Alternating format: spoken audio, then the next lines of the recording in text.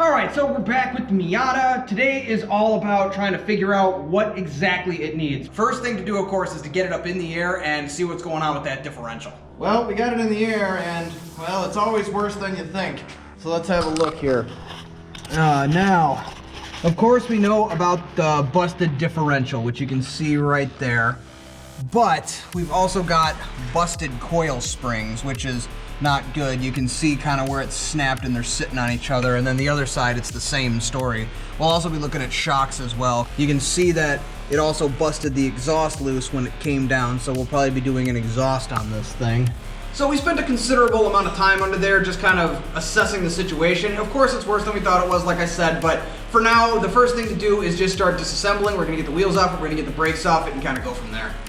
So here we are on the left side with the wheel removed, and you can see just how broken that spring is. It's snapped in two places. It looks like some kind of catastrophe happened to this rear end. Fortunately, it looks like the control arms will be salvageable. I don't think we need to do control arms, but I might want to do some new hardware. These brakes are fine. I don't know. We'll kind of address that later. That's the least of my worries right now. While we were looking at the suspension, we figured it would be a good idea to empty out the trunk. We need to get access to the tops of the strut mounts, and we need to have a look at the damage that was done to the rear end and maybe see if we can get that trunk to close at some point. Okay, so we've taken the carpet out of the trunk. We're probably going to have to pull the battery out. We've got some rust going on under here. It's probably because the trunk was leaking, so water sat in there. You can see the top of the strut mount there. We're going to have to start taking that apart eventually once we decide to start doing the struts. You can see where they were stitching it together with Bondo, again, as a result of the rear ending. So this is stuff we can handle. I don't know if I want to pull it apart and start to weld it, but we'll kind of figure it out as we go, one thing at a time.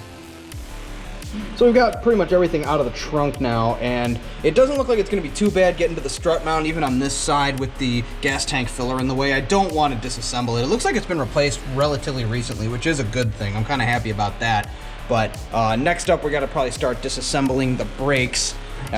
Once those come apart, we can get at this entire suspension situation going on here.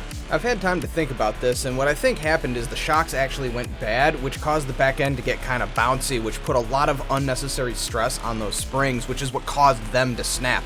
Once they snapped, they weren't supporting the weight of the car anymore, putting all that extra pressure on the differential. And I think that's what caused that mounting bracket on the differential to crack.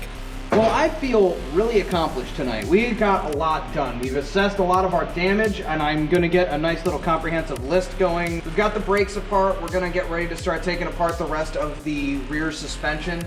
Like I said, these springs are just shot. This all needs to be redone, which is fine. These parts are usually pretty easy to get. Anyway, thanks for watching, guys. As always, good luck, have fun, drive safe, all that good stuff.